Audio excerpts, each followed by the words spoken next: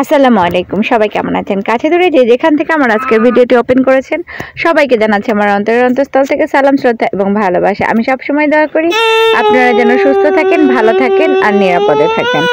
আমি আজকে আপনাদের সাথে একটা মিষ্টির রেসিপি শেয়ার করতে যাচ্ছি। তো আমি এই যে একটা পাত্রে দুধ নিয়ে নিয়েছি। এখানে প্রায় 2.5 লিটার মতো দুধ আছে। তো আমি দুধটা জাল দিয়ে নিচ্ছি। তো আমি আসলে এটা দিয়ে ছানা তৈরি করব। তো কিছুটা ফুটে ওঠার পর আমি একটু ভিনেগার দিয়ে নিব দুধের মধ্যে। তো ভিনেগারের সাথে আমি একটু পানি মিশিয়ে নিয়েছি। তো যাই হোক, আমি জাল দিয়ে যখন দেখব যে পানিটা মোটামুটি আপনার স্বচ্ছ কালার হয়ে গেছে, তখন আমি ছানাটা ছেঁকে নিব। তো আমি ছানা ছেঁকে নেওয়ার জন্য এক ধরনের পাতলা নেটের ব্যাগ ইউজ করেছি। তো আপনারা দেখতে পাচ্ছেন যে 2বার আমি আর কি ছানা তৈরি করে নিয়েছি। আমি এখন ছানার মিষ্টি বানাবো, সেই জন্য আসলে ছানাটা করে নিয়েছি। তো ছানার মিষ্টি করার জন্য আমি যে উপকরণগুলো নিয়েছি, ছানা, গুঁড়া দুধ, সেই সাথে নিয়েছি কনডেন্সড মিল্ক আর ঘি। তো আমি এখন সব উপকরণগুলোই নিয়ে নিব চুলায় আর একটা পাত্রে। তো আমি আসলে ননস্টিকি প্যানগুলাই ব্যবহার করেছি ছানা বানানোর জন্য। তবে আমি যেহেতু প্রথম বানাচ্ছিলাম মিষ্টিটা, আমি একটা আপুর কাছ থেকে শিখেছি। তো শিখে আর কি নিজে বানাচ্ছিলাম। তো আমি যেটা দেখলাম যে একটু দুধ জাল দিয়ে নিলেই ছানার পরিমাণ বেশি হয়। তো ছানাতে আমি এখন সব কিছু উপকরণ একসাথে মিশিয়ে নিয়েছি, কনডেন্সড মিল্ক, গুঁড়া দুধ আর সেই সাথে ছানা, আর আমি একটু এলাচ ব্যবহার করেছি আর ঘি ব্যবহার করেছি। তো আমি এখন এটা নেড়ে চেড়ে নিব যতক্ষণ পর্যন্ত না আঠালো হয়, ততক্ষণ পর্যন্ত আমি আর কি জাল দিব। তো আমি চুলার আঁচটা একটু কমিয়ে নিব। ফার্স্টে একটু বেশি থাকবে, তারপর আমি কমিয়ে নিব। তো এখন আর কি বেশি জাল দিয়ে নিয়েছি, যখন একটু ফুটে উঠবে তখন আমি জালটা কমিয়ে দিব। কারণ ছানার মিষ্টিটা বানাতে গিয়ে আমি যদি ফার্স্টেই অনেক জোরে দিই তাহলে পুরো লেগে যেতে পারে নিচে, কারণ ছানা জিনিসটা খুব দ্রুত লেগে যায়। তো আমি এখন সবকিছু মিশিয়ে নেড়ে চেড়ে নিচ্ছি। তো যতক্ষণ না এটা গোটা গোটা আঠালো হবে ততক্ষণ পর্যন্ত আমি নাড়তে থাকবো। তো এই যে দেখতেই পাচ্ছেন যে অনেকটা আঠালো হয়ে এসেছে। তো আর কিছুক্ষণ আমি রাখবো চুলায়। তো আপনারা আমার মনে হয় এভাবে মিষ্টিটা বানিয়ে নিতে পারেন। আমি খুব বেশি ভালো রাঁধুনি না, সেটা আমি আপনাদেরকে আগেও বলেছি। তারপরেও এই মিষ্টিটা নতুন বানানো শিখেছি বাংলাদেশি মম আটলান্টা আপুর কাছ থেকে। তো আপুর দেখে কাছে শুনেই আর কি বানিয়েছি আমি। তো মোটামুটি আঠালো হয়ে আসলে আপনারা একটা সমান পাত্রে এই মিষ্টিটা ঢেলে নিতে পারেন। ঢেলে নিয়ে কিছুক্ষণ পর একটু ঠান্ডা হয়ে আসলে আপনারা চাকু দিয়ে আপনাদের পছন্দ মতো কেটে নিতে পারেন। তো আমি যেহেতু সবসময় অনেক তাড়াহুড়ার মধ্যেই থাকি, যার কারণে আমি খুব বেশি স্টাইল না করে জাস্ট চাকা চাকা বা স্কোয়ার শেপ দিয়ে কেটে নিয়েছি। আপনারা দেখতে পাচ্ছেন আমার কাটা হয়ে গেছে। তো মিষ্টিটা খেতে অসাধারণ হয়েছিল, যদিও প্রথম বানিয়েছিলাম আমি ছানার মিষ্টিটি, তারপরেও অসাধারণ সুন্দর হয়েছিল টেস্ট।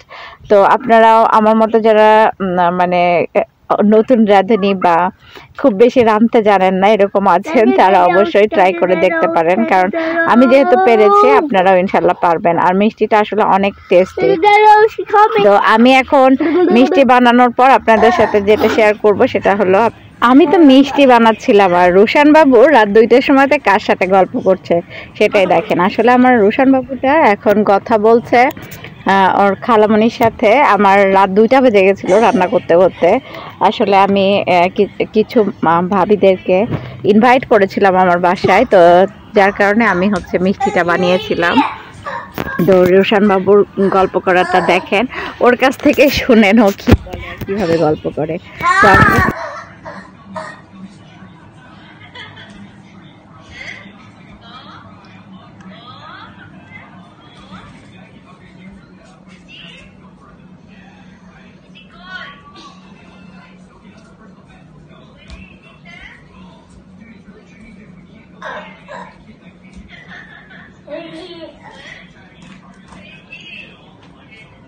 আবার কাটতেছে।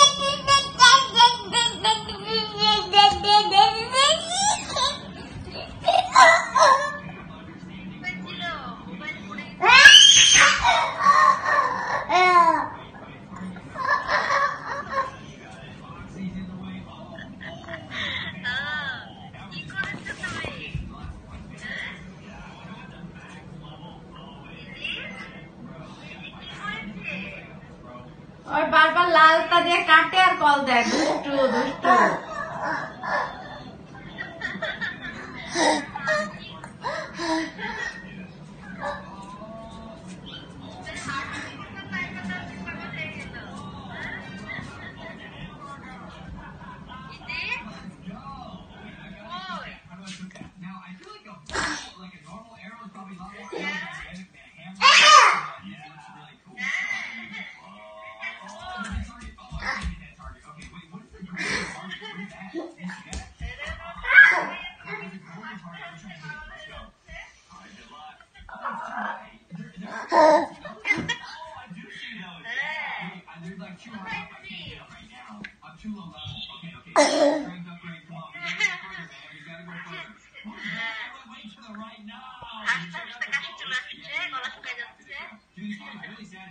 এবার কি করতে চাচ্ছ?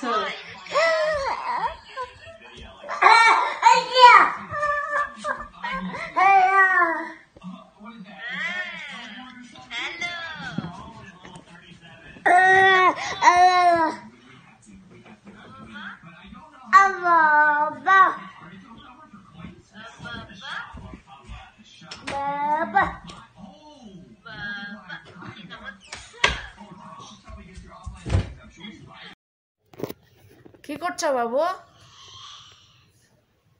কি করছো?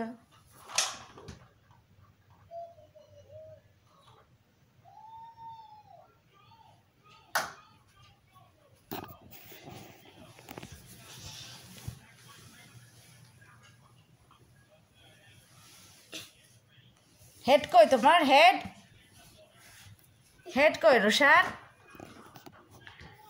রোশান